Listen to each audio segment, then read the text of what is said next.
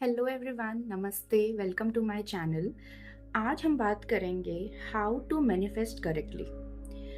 Manifestation करने के तरीकों पे तो हमने ऑलरेडी बातें की है। अगर आप मेरे चैनल पे नए हैं तो मैं आई लिंक पे अपने प्रीवियस वीडियोस डालूंगी, आप उन्हें रेफ़र कर सकते हैं और प्लीज़ मुझे सब्सक्राइब करके मुझे सपोर्ट भी करिएगा। तो मैनिफेस्टेशन करने के तरीके हैं, रूल्स रेगुलेशंस हैं, लेकिन हम मैनिफेस्टेशन करते क्यों हैं? मैनिफेस्ट करने से इच्छाएं पूरी होंगी, ये सिद्ध है क्या?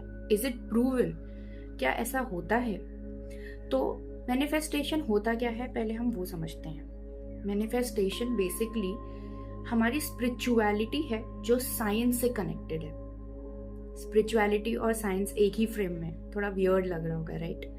लेकिन हमारी जितनी भी स्पिरिचुअलिटी से रिलेटेड चीज़ें हैं, साइंस ने उन सबको, नॉट सबको बट काफ़ी हद तक काफ़ी चीज़ों को प्रूव किया है। फॉर एग्जाम्पल, हमारे जितने भी वेद ग्रंथ, श्लोक्स, मंत्र हैं, उसमें जो कुछ भी लिखा है वो साइंटिफिकली प्रूवन है।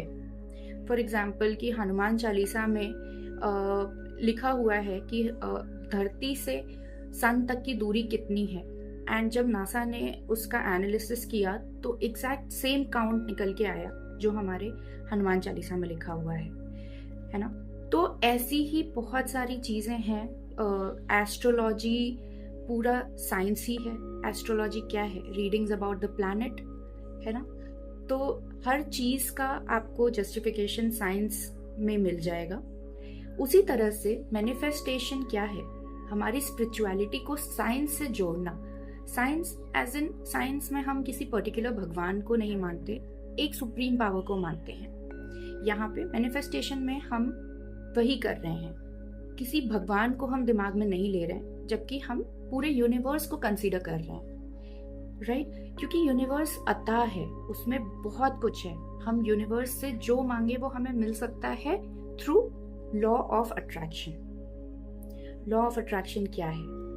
सो इमेजिन करिए कि आप रेडियो चला रहे हैं। रेडियो पे आप 93.5 रेड एफएम ट्यून करते हैं, करेक्ट?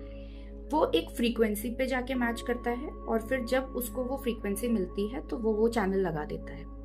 उसी तरह से हमारे आसपास एक फ्रीक्वेंसी है, एक फ्रीक्वेंसी की लेयर है। फ्रीक्वेंसीज अलग अलग हो सकती है। जैसे रेडियो चैनल पे भी बहुत सारे चैनल्स हैं, 93.5, 98.3, बहुत सारे चैनल्स हैं, राइट? लेकिन आप जिसको ट्यून करते हो, जब वो ट्यूनिंग उस फ्रीक्वेंसी पे जाके मैच करती है तभी वो आपका चैनल आता है। फॉर एग्जाम्पल, अगर आप 93.5 रेड एफएम ट्यून कर रहे हो तो 98.3 नहीं चलेगा, 93.5 ही चलेगा। मीनिंग फ्रीक्वेंसीज आपके आसपास ही हैं, बस आपको उसको सही डायरेक्शन में ट्यून करना है। उसी तरह से फ्रीक्वेंसी को हम अपनी भाषा में एनर्जी बोल सकते हैं। एनर्जीज हमारे आसपास ही हैं। एनर्जी दो टाइप की हो सकती है, नेगेटिव, पॉजिटिव, है ना? तो मैं एक एग्जांपल देती हूँ। आपने बहुत लोगों को देखा होगा कि वो हमेशा कंप्लेन करते हैं, आज मेरे सर में दर्द है, आज मेरे कमर में दर्द है। वो क्या ट्यून कर रहे हैं? Low energy, negative energy. इसीलिए उनके साथ आए दिन कुछ ना कुछ गड़बड़ होता रहता है, क्योंकि उनकी एनर्जी ही उस फ्रीक्वेंसी को ट्यून कर रही है, उस नेगेटिव एनर्जी को ही ट्यून कर रही है, और वो नेगेटिव एनर्जी ही अट्रैक्ट हो रहा है उनकी तरफ, राइट?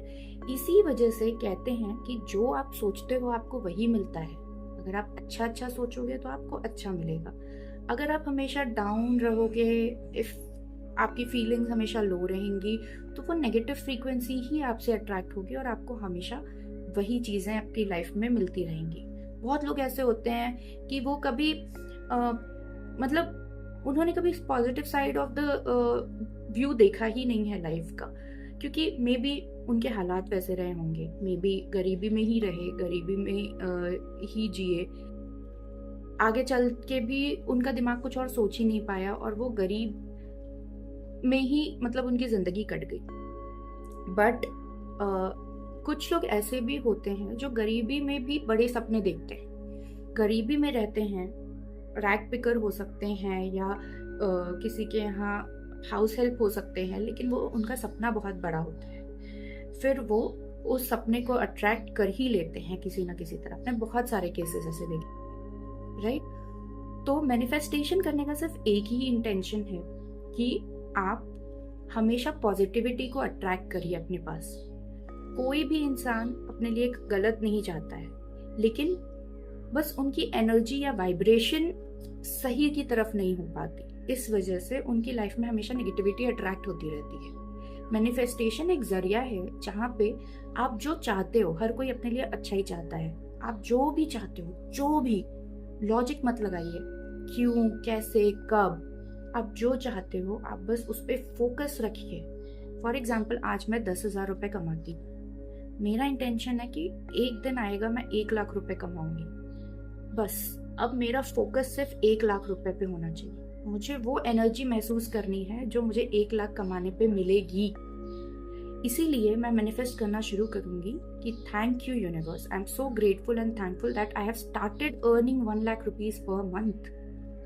इससे क्या होगा, जो भी उस टाइप की एनर्जी हमारे आसपास वाइब्रेट हो रही होगी वो हमसे अट्रैक्ट होगी, और वो मेरे साथ मिलके इस सृष्टि में जो भी संभावनाएं हैं वो मुझे देने की कोशिश करेगी। ठीक है? तो इसीलिए जब भी मैनिफेस्टेशन करें तो हमेशा हमेशा पॉजिटिव सोचें, दिमाग में एक बार भी नेगेटिविटी ना आने दें। कभी भी मत सोचिए कैसे होगा, कैसे मैं 1,00,000, कैसे नहीं। मैनिफेस्टेशन का एक और रूल है सरेंडर। आप बस सरेंडर कर दीजिए, आपने जो कुछ भी मांगा है यूनिवर्स से, आप वो मांग के अपने आप को सरेंडर कर दीजिए यूनिवर्स की तरफ। आप बस कह दीजिए कि अब ये मेरी इच्छा है यूनिवर्स, एंड अब ये आपके हाथ में है, आप ये मुझे कैसे दोगे। So this is how manifestation works. जहाँ पे भी संशय की भावना आई, जहाँ पे भी यू हैव अ डाउट, वहाँ पे खेल खराब हो सकता है। तो कभी भी अपने अंदर डाउट मत लाइए, you are capable enough. I hope आपने चंदू चैंपियन देखी होगी। मुरली जी के अंदर कैपेबिलिटी थी, लेकिन समय कभी कभी उनका साथ नहीं दे रहा था, बट उन्होंने बचपन से जो भी मैनिफेस्ट किया था, ही ओनली मैनिफेस्टेड वन थिंग, कि उनको ओलंपिक्स में गोल्ड ही जीतना है, एंड बाय हुक और बाय क्रुक यूनिवर्स ने उन्हें वो दिया। अब इसका मतलब ये नहीं है कि हम बस यूनिवर्स के हवाले छोड़ दें। अगर हम 10,000 कमा रहे हैं और 1,00,000 रुपए की आशा रख रहे हैं, मतलब हम 10 टाइम ज़्यादा मांग रहे हैं, तो हमें अपने आप को 10 टाइम ज़्यादा झोंकना भी पड़ेगा उसके प्रति। ऐसा नहीं कि हम बस हम मैनिफेस्ट ही कर रहे हैं, अपना काम भी करते रहिए। आप जो कर रहे हैं कोशिश करिए कि वो 10 गुना आप करें, ताकि आपको 10 गुना रिजल्ट भी मिले। जैसे कृष्ण ने गीता में कहा है, कर्म करते चलो फल की इच्छा ना करो। इसी को कहते हैं सरेंडर करना, लेकिन कर्म भी करना जरूरी है। तो आशा करती हूँ आपको मैनिफेस्टेशन और लॉ ऑफ अट्रैक्शन का मतलब समझ में आया होगा। अगर आपको कोई भी डाउट है तो आप मुझे कमेंट कर सकते हैं, मैं डेफिनेटली उसका आंसर दूंगी। ऐसे ही और वीडियोस के लिए प्लीज़ मुझे सब्सक्राइब करें और मुझे सपोर्ट करें। Thank you for watching. नमस्ते।